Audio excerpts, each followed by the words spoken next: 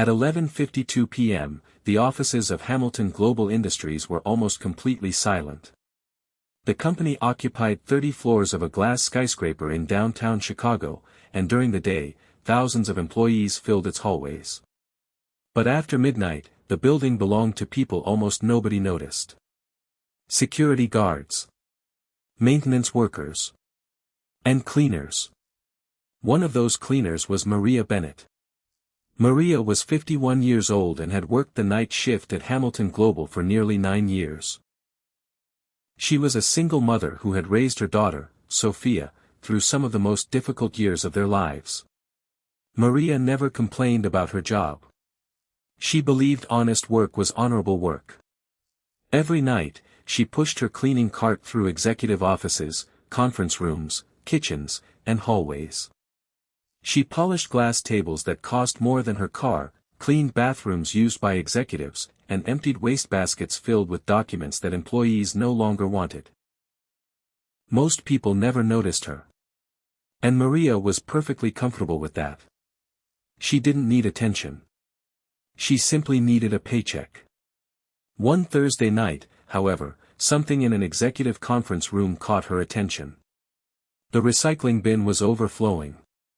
Maria pulled it toward her and began separating ordinary paper from plastic bottles. Then she noticed something strange. The bin contained dozens of shredded documents. That wasn't unusual by itself. Large corporations shredded confidential paperwork every day. But these documents were different. Some had been torn rather than professionally shredded. Small pieces of paper remained large enough to read. Maria picked up one fragment. She saw a number. $12,800,000. Her eyes narrowed. She picked up another. This one contained the words, Employee Retirement Trust. Maria stopped moving. She looked around the empty conference room. Why would documents involving employee retirement funds be sitting in a recycling bin? She placed the fragments back. Company policy required cleaners to report suspicious materials rather than investigate them. Maria took out her phone and photographed the pieces without removing anything from the building. Then she continued working. But she couldn't stop thinking about what she had seen. The next night, another strange discovery waited for her. This time, the recycling bin contained financial spreadsheets. Maria noticed the same company name appearing repeatedly. North Star Advisory Group. She didn't recognize it. But she remembered seeing the name on a presentation several months earlier. The presentation had been taken away quickly by one of Hamilton Global's senior financial officers. Maria didn't know why. She only knew that something felt wrong. Over the next 2 weeks, she began noticing a pattern. Financial documents were being shredded late at night. They frequently contained references to retirement accounts, investment transfers, consulting fees. And companies Maria had never heard of. Maria decided to contact the company's anonymous ethics hotline. She explained what she had observed and provided photographs of the document fragments. She expected someone to investigate. Instead, nothing happened. Days passed. No one contacted her. Then something happened that frightened her. When Maria arrived for work one evening, she noticed that the recycling bins on the executive floor had been replaced with new containers. She wondered if someone had discovered her report. She tried to forget about it. Then, as she pushed her cart toward the elevator, she found a folded piece of paper underneath it. There were only 7 words. Stop looking at things that aren't yours.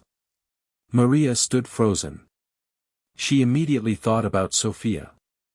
Her daughter was 22 and studying nursing at a local college. Maria was paying part of her tuition. If she lost her job, everything could fall apart. For several minutes, she considered staying silent. Maybe she had misunderstood everything. Maybe there was an innocent explanation. But then she remembered the phrase about the retirement fund. Thousands of Hamilton Global employees trusted that money. Teachers. Engineers. Receptionists. Security guards. Cleaners. People who had spent decades believing their retirement savings were safe. Maria couldn't simply walk away. She contacted an attorney outside the company. The attorney listened carefully and recommended that she speak with federal investigators. Within days, the FBI opened a confidential investigation. Maria provided her photographs and explained everything she had observed. Investigators began tracing the companies mentioned in the documents. Their findings were shocking. North Star Advisory Group was barely a company at all. Its registered office was an empty suite in another state. Its listed executives had no meaningful business history. Yet millions of dollars had been transferred to it from Hamilton Global. Investigators followed the money.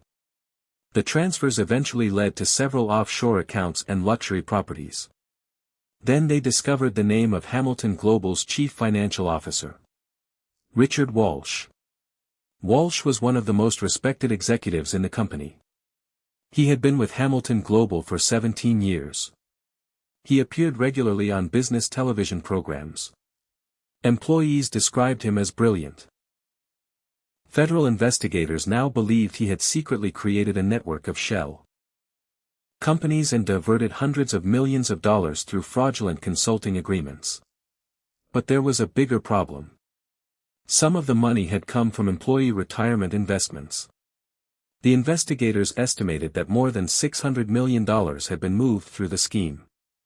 If the fraud became public before investigators could secure the remaining assets, thousands of employees could lose their retirement savings.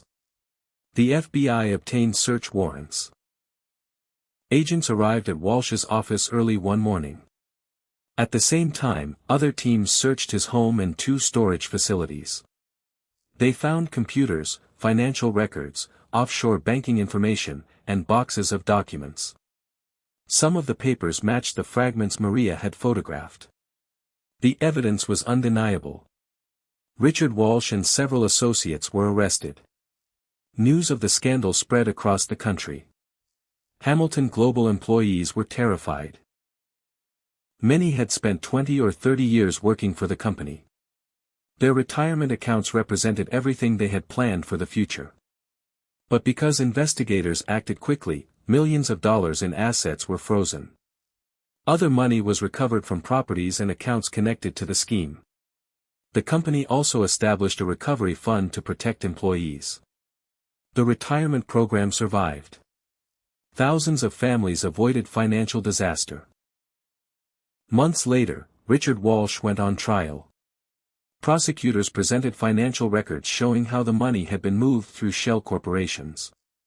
Former associates testified.